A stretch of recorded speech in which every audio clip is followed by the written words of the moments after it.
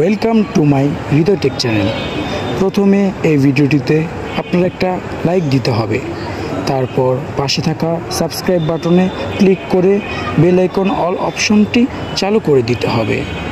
আপনারা যদি ওই ধরনের ভিডিও দেখতে চান তাহলে আমার ডেসক্রিপশন বক্সে লিঙ্ক দেওয়া আছে, আপনারা চাইলে গিয়ে দেখে নিতে পারেন। ধৈর্য ধরে আমার এই ভিডিওটি দেখার জন্য আপনাদের সকলকে ধন্যবাদ।